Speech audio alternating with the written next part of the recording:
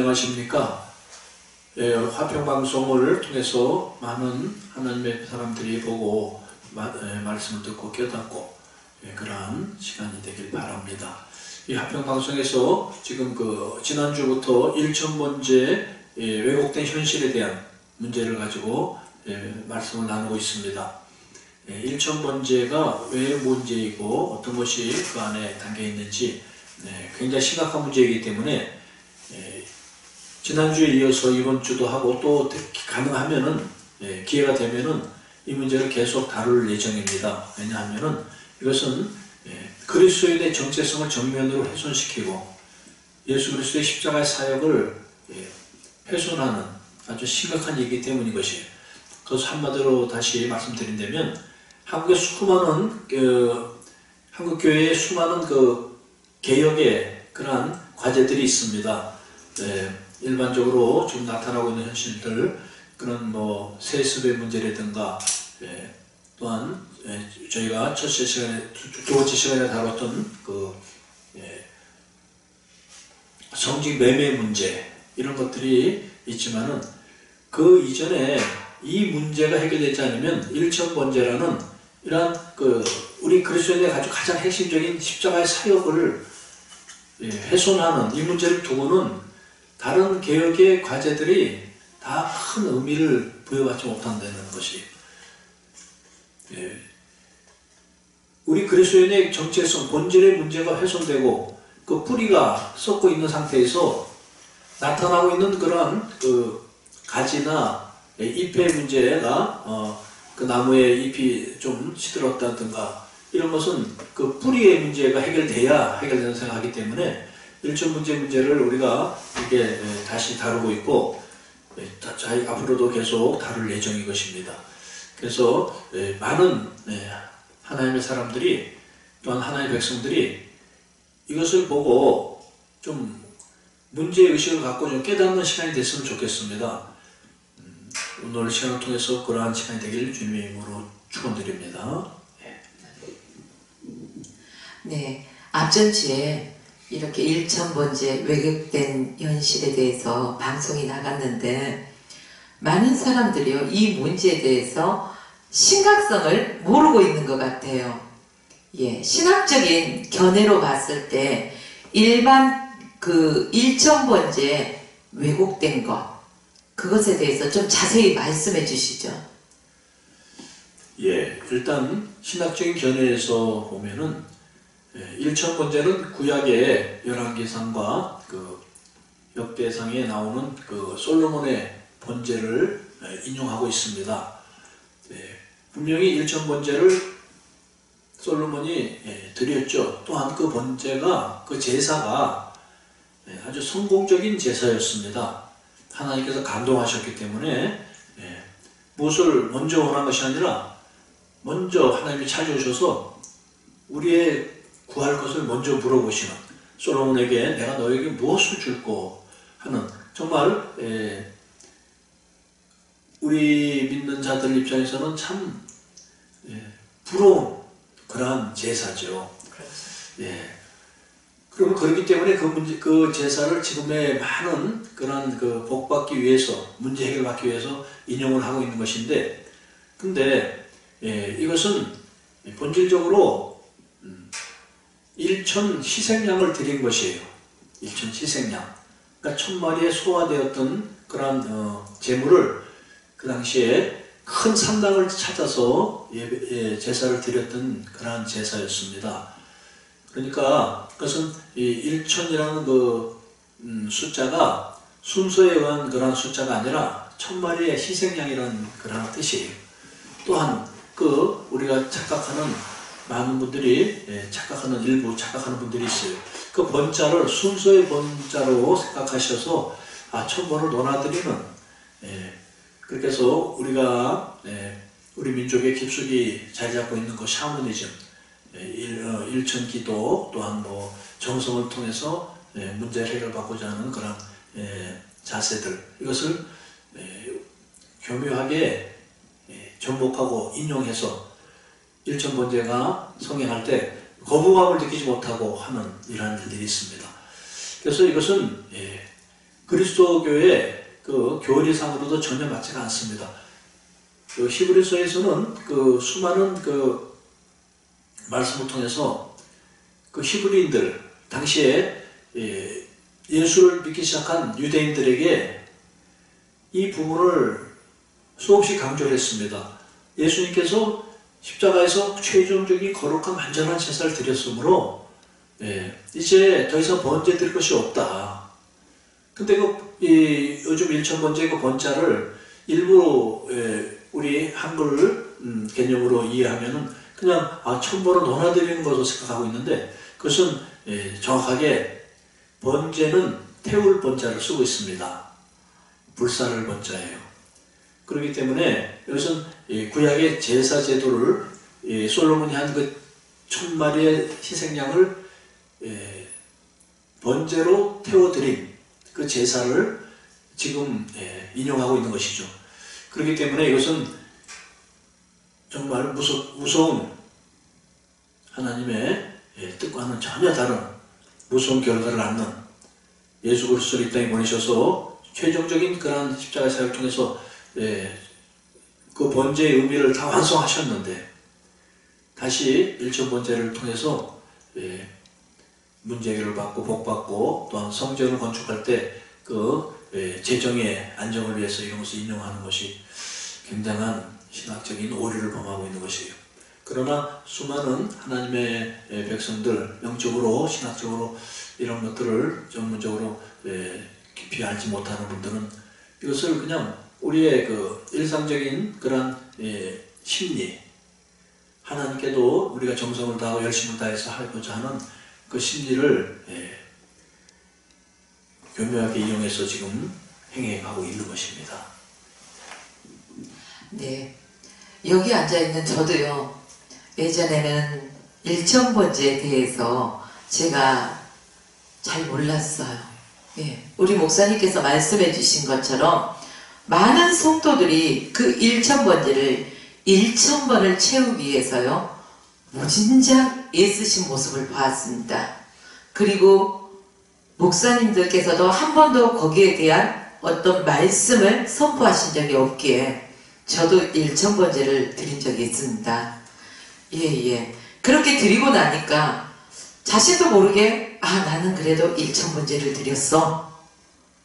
2000번제도 드렸어. 뿌듯한 연심이 있었다는 거, 이런 것이 있더라고요. 그런데 1000번제 이 신학적인 견해 또 이런 말씀을 듣다 보니까 얼마나 이게 잘못됐다는 것들을 이제야 그 심각성을 느끼게 된다는 것입니다. 저와 같은 많은 그 길을 걸어오고 있는 사람들, 아직도 모르고 있는 사람들, 그들을 위해서 이 1000번제가 성행하는 이유, 한마디로 왜곡된 목적이 무엇인지에 대해서 우리 목사님께서 좀 말씀해 주시면 감사하겠습니다. 그렇습니다. 많은 목사님들이 이 신학적인 그 내용의 이것을 알지 못해서 한다기보다는 목적이 왜곡됐기 때문이에요. 지금 일부 교회들이 성전을 건축한다든가 또한 그 성도들의 그 열심을 유도하기 위해서 이 1000번제를 쓰고 있는 것이에요. 그런데 그것이 목적이 아무리 교회의 부흥과 성장 또는 교회 성전의 건축을 위해서 한다 하더라도 이것이 십자가의 사역을 훼손하는 일이라면 우리는 버려야 될 거라고 생각을 합니다. 대표적으로 그 마틴 루터의 중세 그 개혁의 그 단초가 되었던 그 두 가지의 큰 그 이슈가 있었죠. 하나는 성직 매매였고 하나는 면죄부 판매였습니다. 그 면죄부 판매는 특히 그 당시에 베드로 성전을 짓기 위해서 그 기금을 만들기 위해 성전 건축 기금을 만들기 위해서 한 일이었지만 그것이 그 하나님의 그러한 뜻과는 어긋나고 했기 때문에 그 젊은 그 당시의 개혁가들이 그걸 통해서 개혁을 이뤘고 또한 지금 우리 한국교회에 이런 그 개혁교회들이 탄생한 것이죠. 그러니까 아무리 성전을 짓는다는 미명이고 아무리 좋은 겉으로는 포장했을 때 하나님을 위한 일이라고 하지만 그 안에 하나님의 뜻을 왜곡하고 하나님의 뜻을 버리는 우리 인간의 육신의 가치관을 이루려는 이러한 짓들은 지금 이 시대에도 생기고 많이 성행하고 있는 일이고 이것을 우리는 추방해야 된다고 생각을 합니다. 그리스도인이기 때문이죠. 우리는 그리스도인이기 때문에 그리스도의 그 사역과 그리스도의 뜻이 예수 그리스도의 뜻이 어긋나고 그것에 왜곡된 부분은 우리는 물리쳐야 된다고 생각합니다. 그런데도 이것을 몰라서 그분들이 한다면은 우리가 이런 방송을 통해서 깨닫고 안 하면 될 것인데 문제는 이것을 알면서도 하는 이유가 이것이 굉장히 교회 성장과 성공 이러한 외적인 그런 현실적인 이러한 성공을 위해서는 굉장히 유용한 도구라는 것입니다. 일천번제를 하다가 교인들은 일천번제 시작하면 교인들이 열심을 냅니다. 주일마다 드리기에는 너무 오래 걸리죠. 한 17, 8년이 걸리는 일이기 때문에 수요일 예배, 금요일 예배뿐 아니라 새벽 예배를 나오기 시작하고 그래서 매일 그 번제 봉투를 올리면은 한 3년여에 끝날 수 있는 것이죠. 그러니까 이러한 것이 교회 성장과 교회 그 성공을 위해서는 목회 성공을 위해서는 굉장히 유혹적인 일이에요. 저는 이것을 좀 크게 얘기한다면은 선악과의 유혹으로 생각을 합니다. 물질과 명예와 성공, 권력의 그러한 보암직하고 먹음직스럽고 지혜스럽고 탐스러운 것에 유혹받은 아담과 하와와 같이 우리들이 지금 이런 유혹에 넘어지는 것이 아닌가. 사탄은 시대마다 문화 그 시대적인 환경과 문화에 따라서 그들의 전략과 전술이 조금 다양해지죠. 목적은 단 하나지만은 또한 그 안에는 분명히 우리에게 물질과 명예, 권세, 인간의 원초적인 본능에 대한 유혹이지만은 유혹하는 방법과 모습은 조금씩 달라진다고 생각을 합니다. 지금 이 시대에는 이 일천번제가 그 역할을 담당하는 것이 아닌지 정말 안타까운 것이에요.